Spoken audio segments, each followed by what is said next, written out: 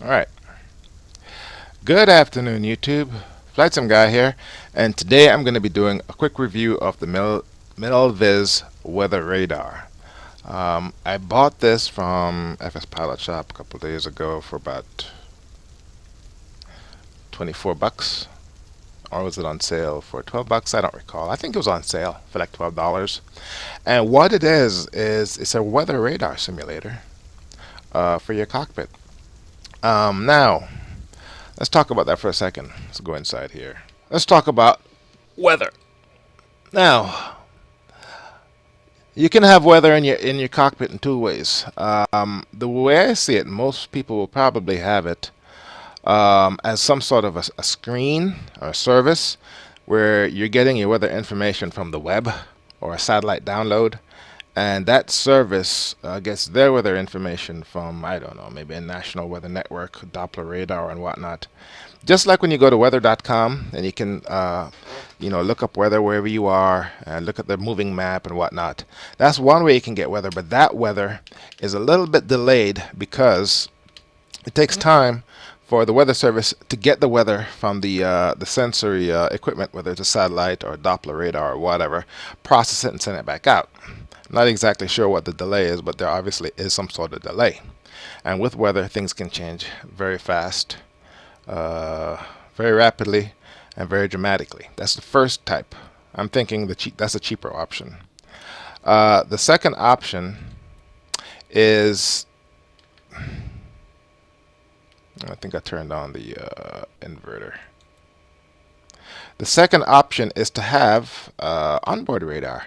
And what that is there is a radar dish in the nose of the aircraft, and it scans out whatever radar frequency is used for weather, and the radio waves hit the precipitation or whatever, it comes back and it processes and puts it on a screen in your aircraft. That's the weather radar that you see on most commercial jets. Now, this add-on that I bought simulates the latter. It simulates an actual weather radar. I installed it on here, and we're going to check it out. Now, the installation process is simple. You go ahead and run the installer as an admin, enter the product key and whatnot. Rule number one, it strongly advises don't screw with the default location. Don't put where it says go to install, it puts it at its own directory at the root level of the C drive. Don't screw with that, let it do that. Then it goes through the installation. As part of the installation towards the end is it says, okay, what aircraft do you want to add this in? And you select the simulator, FSX Boxed, Steam, P3D, and then on the next screen it pulls up all the planes in that respective simulator. You select the plane you want to install it in, hit next. It gives you the option, hey, how big do you want this radar to be? Do you want it to be dark colored, light colored, whatever? And hit next, and then the installation process completes. When you run your simulator, it's going to say, hey, we found this thing, do you want to run it? Obviously click yes because it's an add-on, and just go through the motion. Now, I installed it for this aircraft, which is a Beech Duke. So and then once it's installed, to pull it up, what you got to do is you got to click view, instrument panel, WX Advantage radar, and there's my weather radar. So what we're going to do is, and I guess to turn it off, and you can resize it, I think. Yeah, you can resize it once it's up, then you can drag it wherever you want. And then you can also turn it off by going views, instrument panel, turn off the weather radar. Alright, so it's raining here. I have Active SkyNext going. I'm at Bolton Field in Columbus. This is FSX Steam, and what I'm going to do is I guess I should take off. See, I'm not sure how high these clouds are. It's raining outside. Let's look at a weather report, find out how high these clouds are. Maybe we can go above the clouds and see what this radar has to offer. Alright, so we're in our Duke. Let's go ahead and set the emergency brakes. Let's turn this up a little bit. Make sure all this works. It does. Turn over the left engine.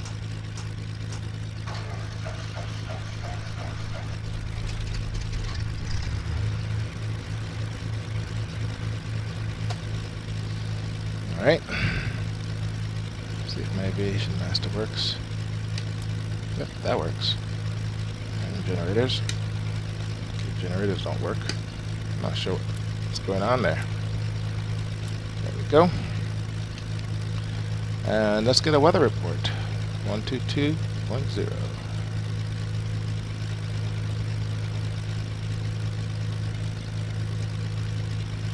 Kilo 2 India 4 airport information Delta 1455 Zulu weather wind 177 at 5 visibility 7 sky condition 2400 scattered 3500 scattered ceiling 8400 overcast light rain temperature 14 dew point 13 altimeter 3002 advice on initial contact UF information Delta Kilo 2 India 4 airport.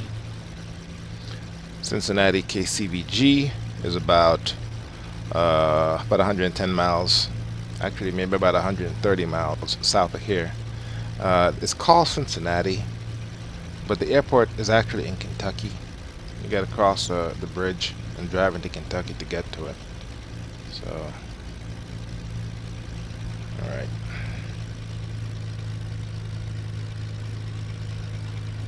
Let's go ahead and take care of this. I want this to be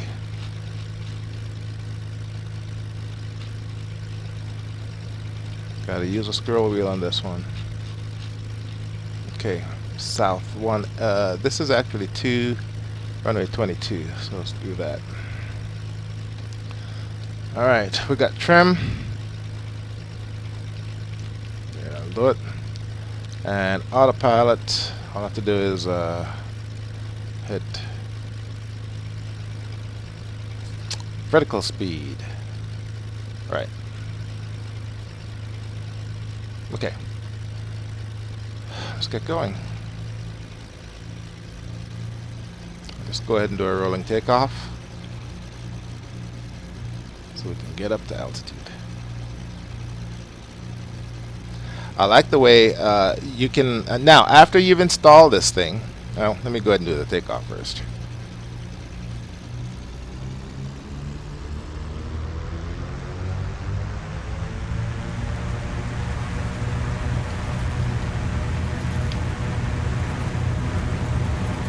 Go ahead and rotate at about 90.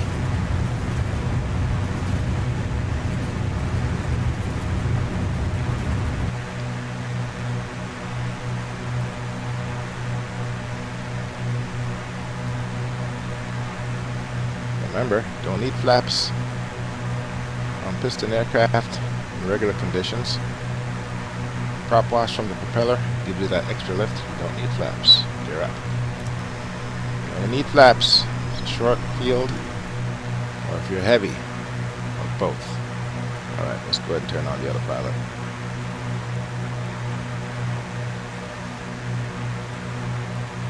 Okay. Now, as I was saying, once you install the radar, if you go to your start menu, there's an entry for the radar itself on the programs, Milviz or WX radar. And then what you can do is run the configuration tool, and what that does is it allows you to install the radar in as many planes as you want. So when you install a program in the simulator, it's not a blanket installation that applies across all aircraft. You pick and choose which plane you want to put the radar in.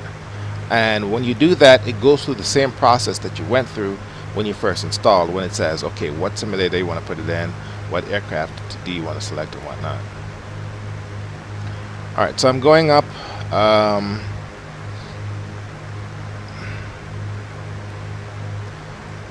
Let's check out our engines. They're looking good. I'm gonna have to start leaning up as we get higher, but that's fine. Now in the meantime, let's go ahead and bring it up. Instrument panel, weather radar. Here we go. Now, it's a weather radar.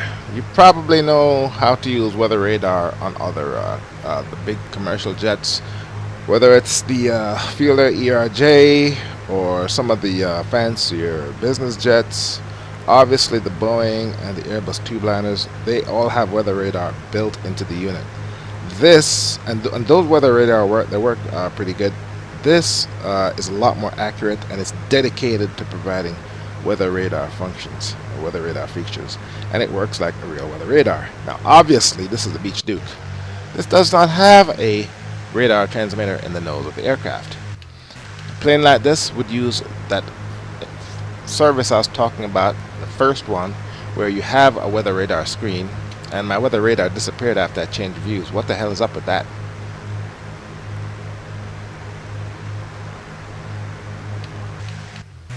Okay, so lessons learned. Your weather radar is only up. Actually, let me see here. Cockpit. Okay. Tower, air traffic. No.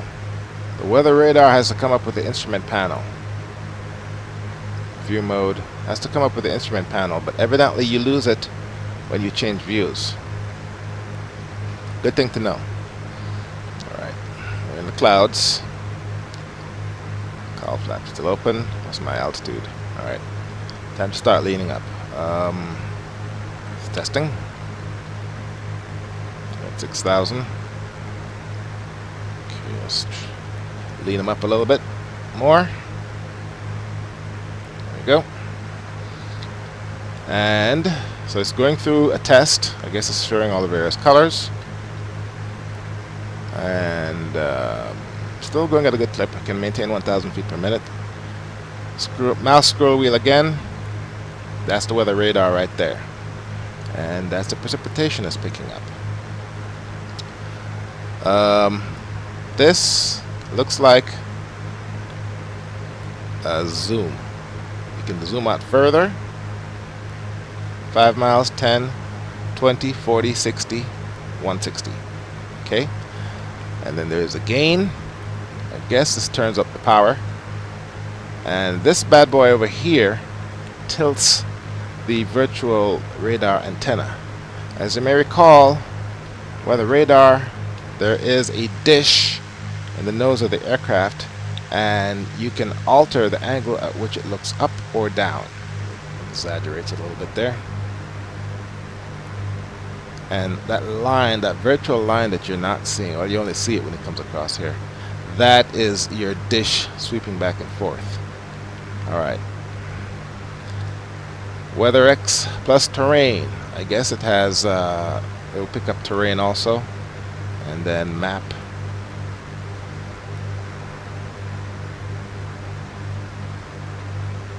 I guess for the purposes of flying, terrain is what you want. Turn up the juice, turn down the juice. And this is where you can expand the range. And this is obviously brightness. Dim how bright you want it. Now in my case, I'm flying straight to Cincinnati. All this is going to do is pick up, you know, just regular precipitation. It's at 20 miles. It's looking down. Let's go ahead and screw with, because directly ahead everything looks kind of clear, and looking outside of the cockpit, that's what it is.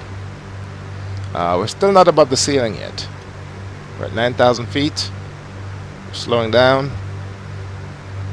Let's go ahead and check the engines. They're still looking good. Let's go ahead and lead them up a little bit. There we go.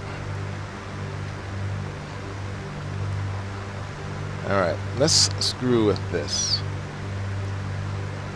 To the degrees, you can tilt the dish.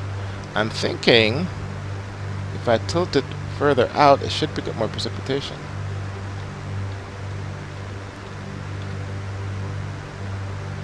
It's actually picking up less. Okay, as far as I can go. What that tells me is I'm looking straight ahead. I'm thinking that's what that is. Plus, minus. I'm going to lose a radar for this. So plus should be moving the dish up a little bit further, looking straight out.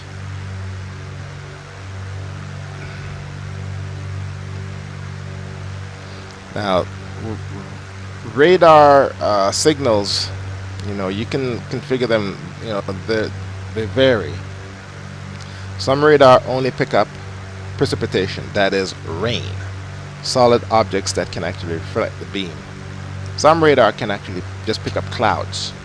It doesn't actually pick up, it can also pick up precipitation, but some also pick up clouds. Some radar can actually pick up wind shear. Other radar can pick up actual tornadoes. And then there's hail and snow. The point is, weather radar, the wavelength of the radar waves can be adjusted and to pick up various things, various types of precipitation. Let's go ahead and pull back up the radar. Alright, we've got the antenna all the way out there. We're approaching 10,000 feet. We're at 10,000 feet. I want to get above these clouds. So let's go ahead and go up. Let's take it up to 15.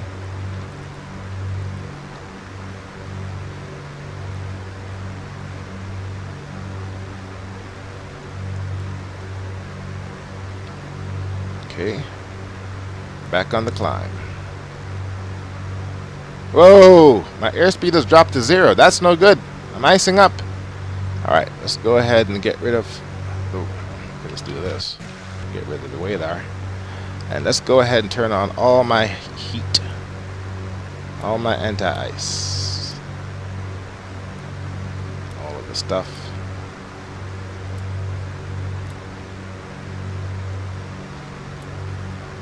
Okay, I want the icing switch on. There, my speed is back up. Yeah, that's what icing does for you. I want to get above these clouds, so let's do that. Alright, let's bring back up the radar. Alright, let's go ahead and open up the range. TCAS. That's your traffic collision warning system. Usually the TCAS is integrated with the transponder, where you can, TARA, that kind of business. But this obviously it does not simulate TCAS. It's strictly weather. Alright, let's bring the dish back down. I'm in clouds right now. Alright, let's start looking down. There we go. As we start looking down, it's picking up more precipitation. There it goes. And if I move it to terrain, and let's go ahead and bring this in closer. There we go. It's actually picking up more stuff. Okay, what happened with my sweep? Okay, I guess I gotta wait. Let's put it at 10 miles. Okay, what's altitude did I set? Come on, gotta get us up there. 12,000 feet. We can go higher. 15,000.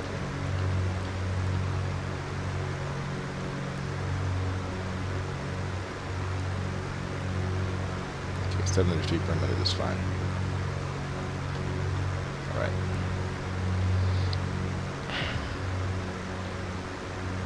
Ooh, what's this? There's a big old sweep. 10 miles. Let's bring it into 5 miles. Okay, take it out to 40 miles. There we go.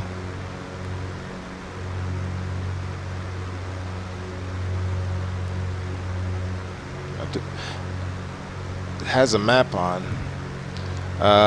To be honest, I have no idea what all this is showing me. But I'm thinking if I put it on just dub on weather, let it do its thing. There we go. But it's looking down pretty good right now. Let's go ahead and tilt the dish up.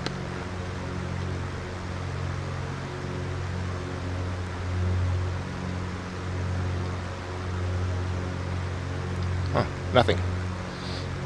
Alright, we're getting to the top of the clouds here. Alright, so by the time we get up to 15,000 feet, we should be able to get a good picture of the radar where we're going. Now, having said that, I have no idea where we're going. Let's see here. Let's go ahead and dial in Cincinnati. Hope I haven't passed it yet. Alright. Get this back in.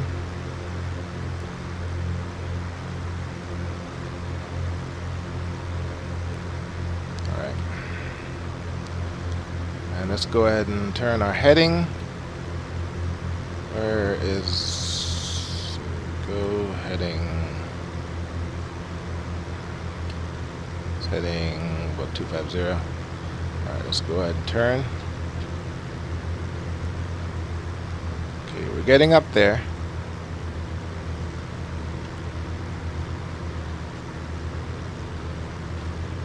Looking out some further. Guess I could just make the gain auto.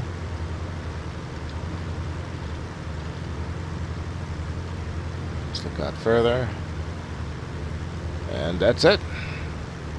Looks pretty simple, doesn't it? Alright. Let's take a look at this. I'm going to Cincinnati. What's my range? Ground speed. Distance 48 nautical miles. Okay. And according to this, all I have in front of me is clouds.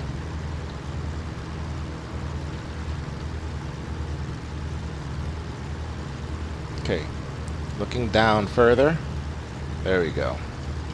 We got the antenna pointed down. How far away are we? We are 47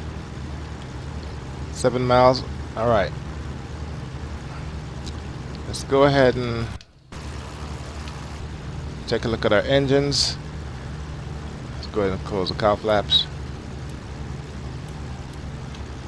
My speed is slowing. That's not good. Give it more gas.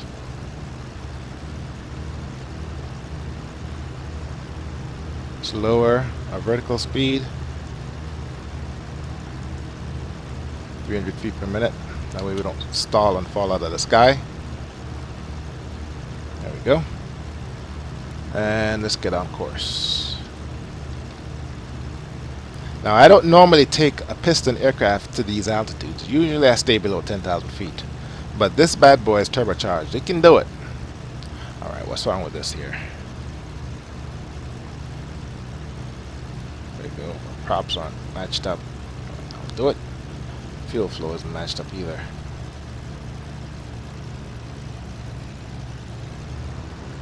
Okay. I just had to lean the engines just a little bit, bring back the mixture, and the engines roar to life. I guess I didn't lean them properly. There we go. Mixture was too rich. Alright. Let's go ahead and open the cowl flaps halfway. My engines are very, very hot. Slowly cool them off. Okay, let's get on course here. We're 18 miles out. Can start a descent pretty shortly. Okay, and our speed's picking up. So we just had to lean them and see now the engines are cooling off. All right. All right, we are at cruise.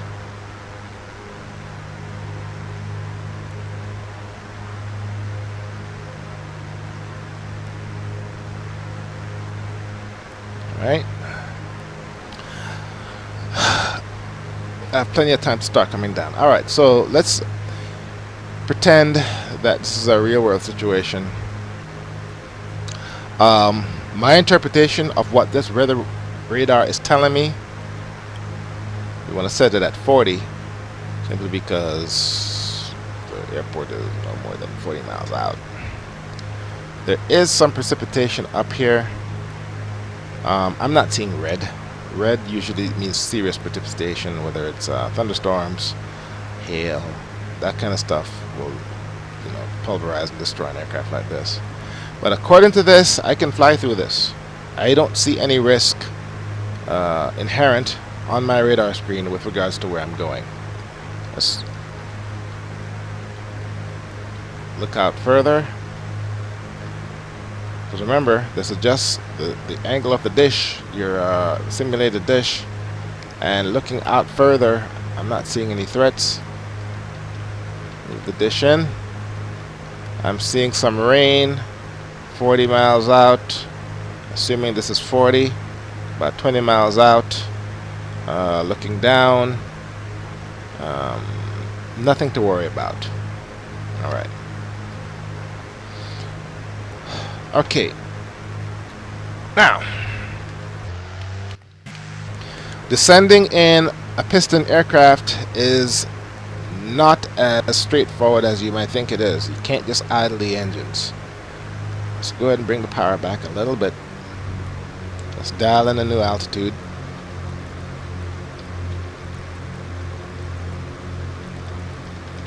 Let's take it down to 8,000 feet.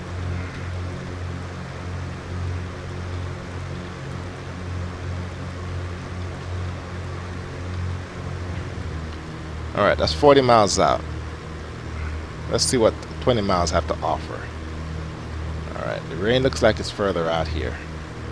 And as you can see, with each sweep of our virtual radar dish, these colors are getting closer. It's because we're flying into it. Okay, let's bring this back to 10.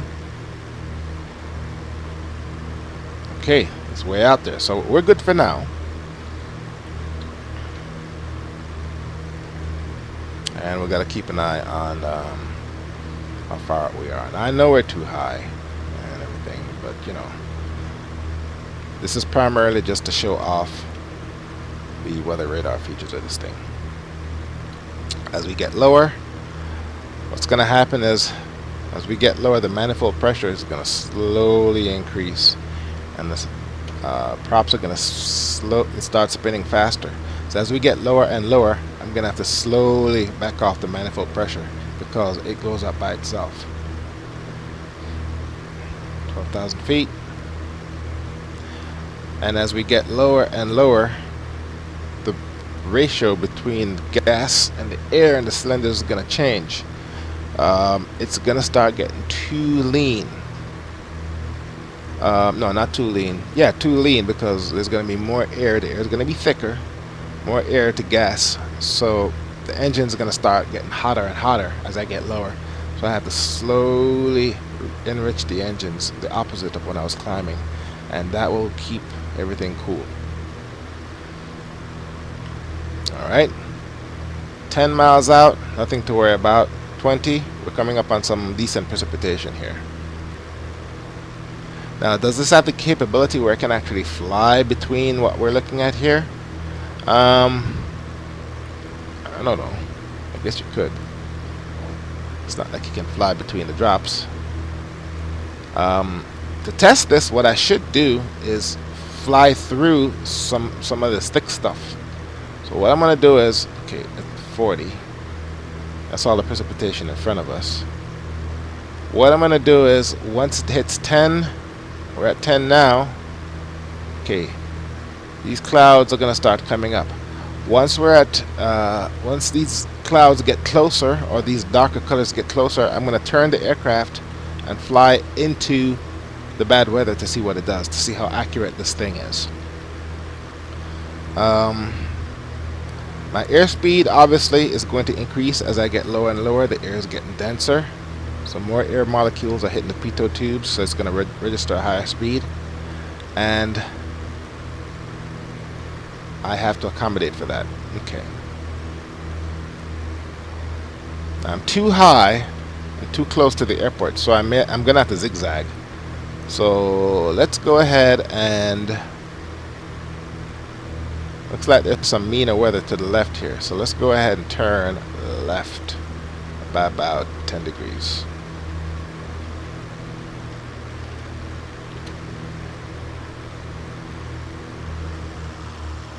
The weather has definitely gotten worse, according to the weather radar. I gotta open it up again. Alright, so according to this, in short order, the precipitation should free up or clear up for a moment. right? So there's a band of rain according to this. So in about 5 minutes, and I'm approaching 8,000 feet. Let's take a look at the GPS. I can actually start making my turn now. I can land right here. There's the ILS feather right there. Yes, let's start my turn. According to this,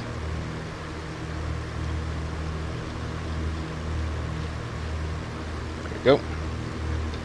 The weather should clear up now, right? Guess not. It's actually going to get worse, a lot worse. I'm flying into the soup. Okay. And let's put that 10 miles. We are coming in. We're 9 miles out. Alright, KCBG. Let's see if we can get a ILS frequency for where I'm coming. Alright, what runway are we coming in on?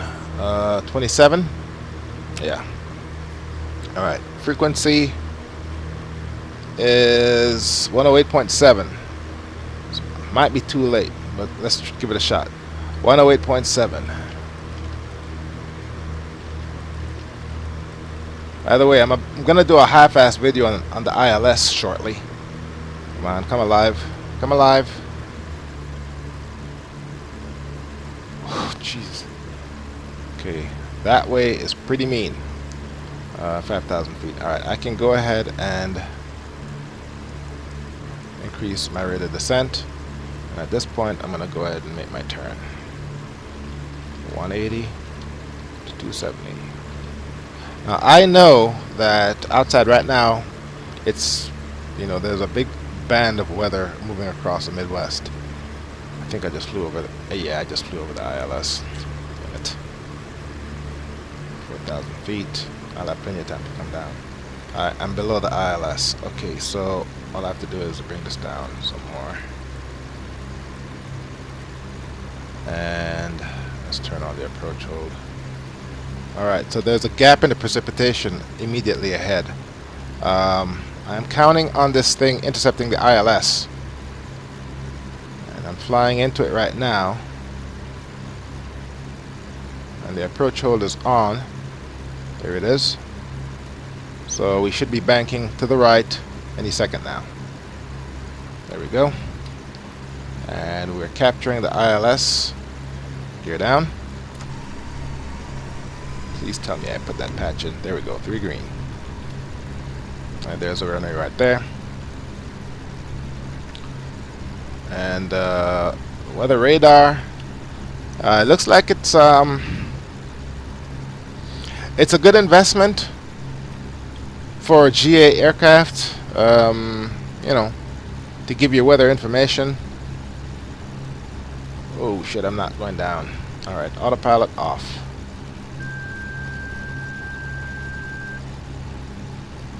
Trim down. There we go. Okay, flaps 1. It's a good add-on to your cockpit to help give you weather information flying GA aircraft. You probably won't need it with more sophisticated tube-liner sims, study sims, because they already have a radar and they're relatively good. Not as good as this, but good enough for flying tube-liners. And according to this, it's actually right. Within 5 miles, I have a little bit of clear. Okay, looks like we got a little bit of a crosswind here. Got a nice long runway. I don't need to make a dive for the foot of the runway. I can land here, all the way down here, and I'm good. The Beech is very good at that. Full flaps. I hope to God I pressed start record.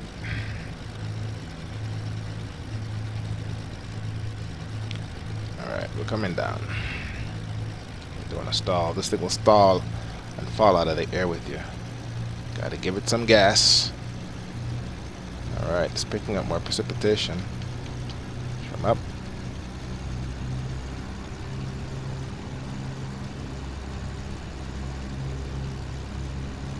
rush to slam on the runway. Beech Duke will land in very, very short order.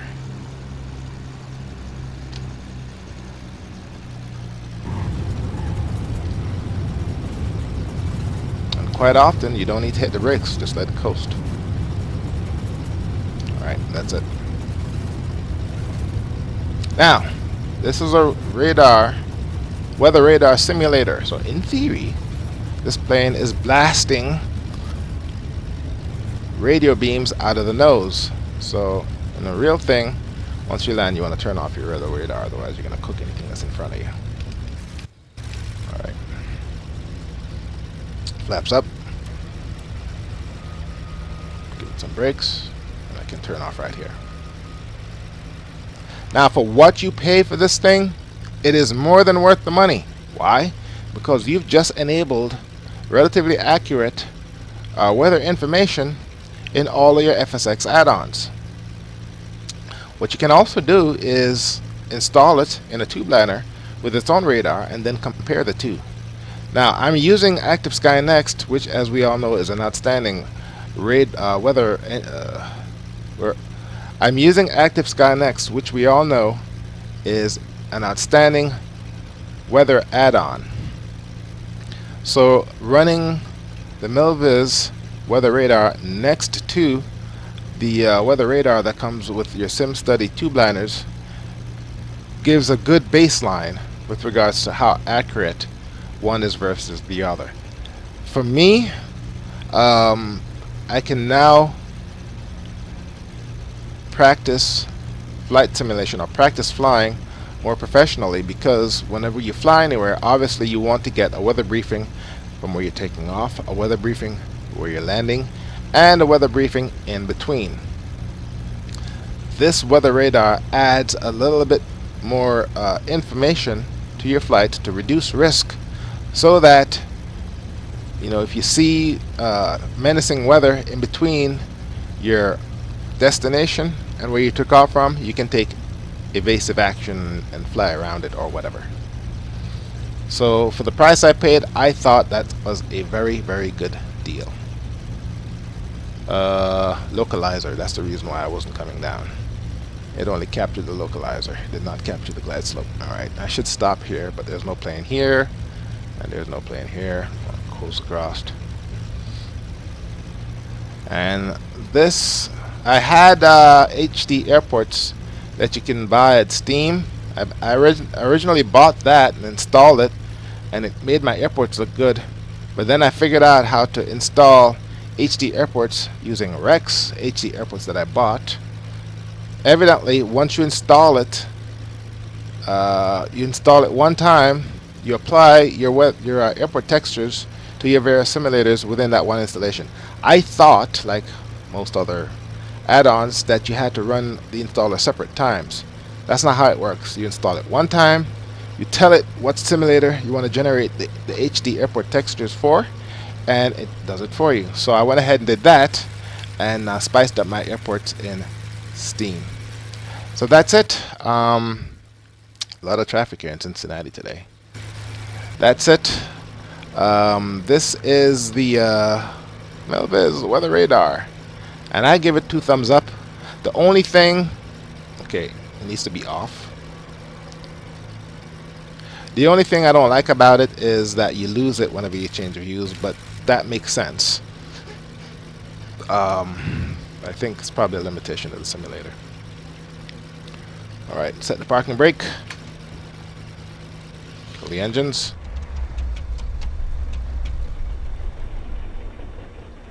And just turn these off one by one. Avionics master off, battery master off.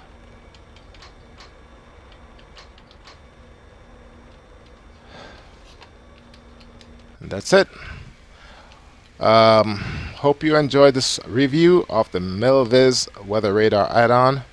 I am Flightsimguy. Thank you very much for watching. I will see you next time.